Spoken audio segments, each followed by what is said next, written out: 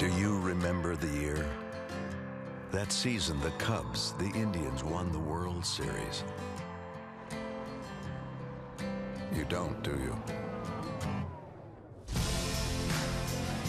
But this year, one city will live it. You need not remind the faithful in Chicago, in Cleveland. Dreams don't always come true. With one win, one city will experience the year it finally happens, as the hopes of generations come down to one game. Game 7 of the 2016 World Series. Nothing like getting pumped up for rewatching Game 7 of the World Series than hearing it from Heisenberg himself, Mr. Walter White, Bryan Cranston. I'm excited. If you're a Cubs fan, you're excited to rewatch this too. If you're an Indians fan, what are you doing here? I wanted to go back and rewatch the 2016 Game 7 World Series and do a breakdown inning by inning. So good news, if you're watching this past December of 2024, that means you get to binge all 10 of these videos right now. And then if you're watching this as I'm releasing them, sorry, you just have to wait one day at a time. So let's get into it with inning number 1, Game 7 in Cleveland. Corey Kluber, his third game in this World Series alone. You can see the postseason he's having was just ridiculous. He gets to once again face Dexter Fowler to start this game off. We all know what happens here, but first pitch, gets the call. Didn't have to be, but then on the second pitch, and Dexter is like, dude, I am tired of seeing Corey Kluber out there. But on the second pitch, this is where we start to see already that Corey Kluber may not have his A stuff, especially being on short rest. They were hoping to get 4 or 5 innings out of him, but this little two-seam fastball just doesn't quite get back to the plate like it had in the last few games. Going back to game number 1, here it is on his first strike, just running. Look at that thing run across the plate.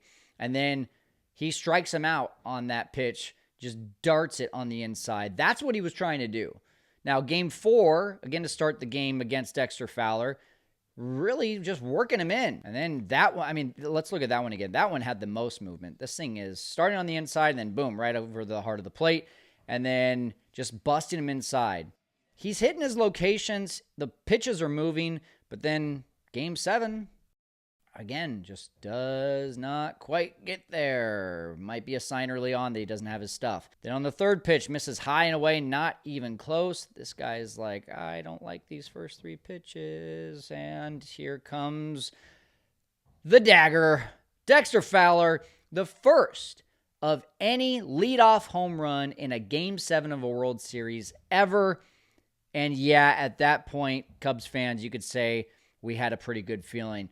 Rajai Davis just barely misses that one. We'll hear more about that on the David Ross home run later in that inning. But man, Fowler puts the Cubs up on the board. It's 1-0. And like this Cubs fan, I think just embraces what all Cubs fans felt at that time. Like, wait, this is really happening? Like, we have luck on our side. We actually have momentum in a Game 7 of a World Series, trying to win our first since 1908.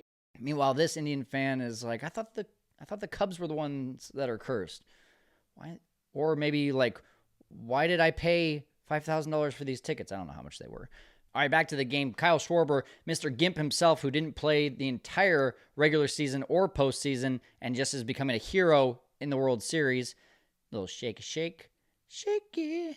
Or shake like a salt shaker, shake it off, whatever you want to go with there. And check this out. Yes, that's Francisco Lindor. No, he's not playing second base. Yes, he's playing shortstop. They still had this shift back then. He's safe. Now, Chris Bryant, I got to appreciate this game, but also a lot of the postseason just taking professional at-bats. Corey Kluber gets ahead with this. He's got this like cutter/slider, depending on how hard he throws it. Sometimes it acts like a slider. Sometimes it acts like a cutter. Gets ahead of Bryant on the first one, and then he just goes to work with cutters/sliders. Right off the plate, Bryant goes down 0-2, then he nearly gets the called third strike, tries to get him to swing, but doesn't. Now it's 1-2, ball in the dirt. Again, Bryant just battles and makes Kluber work. Now it's all the way to 3-2, misses that one up high, and Bryant nearly takes him deep. Would have been the third straight game that Chris Bryant had a home run in the World Series. Nearly takes him deep. Kyle Schwarber retreats back to first, and then you got Anthony Rizzo coming up next. Just a little weak fly ball to center field, so that's out number 2. And then remember, Kyle Schwarber on first base, the Gimp, the guy that's not supposed to be running, And he's taken off. He steals base. Are you kidding me? Like, yeah, I'm just as shocked as the bench is right now. Kyle Schwarber's like, I bet you didn't see that coming, huh? Then Ben Zobrist, little pop-up, and that is the inning. So Cubs take the 1-0 lead on the leadoff home run by Dexter Fowler. And coming to the plate are the Indians against the flame-throwing Kyle Hendricks. No, of course, he's the professor for a reason. Topping out 89 to 90 miles an hour, Carlos Santana. How about that? Carlos Santana, a leadoff hitter in this day and age, lines out to Jason Hayward on the first pitch swinging. Then Kyle goes to work against Jason Kipnis. Strike one right over the heart of the plate, 89 miles an hour. And then he gets a little bit more of the run on the second fastball, gets ahead 0-2, and you know what's coming. It's the changeup, buries it down low. And Kipnis still probably sitting changeup and still can't wait back on it. Strikes out swinging. That is what we came to love about Kyle Hendricks. And then Francisco Lindor, second pitch, little weak ground out. That's the inning. Oh, wait. No, it's not.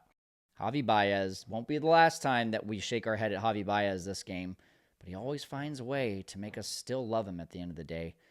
Just what? I mean, you got all the time in the world, bro. Yeah, your fault. Yeah, that's got to be an empty feeling, Javi. But Kyle gets out of it. Being a professional, even at the ripe age of, I believe he was 26 at this time, gets the ground out from Kipnis, future Cubs first base coach, and Addison Russell to Javi Baez. So that's your first inning. Cubs take a 1-0 lead. We will get to the second inning in the next video.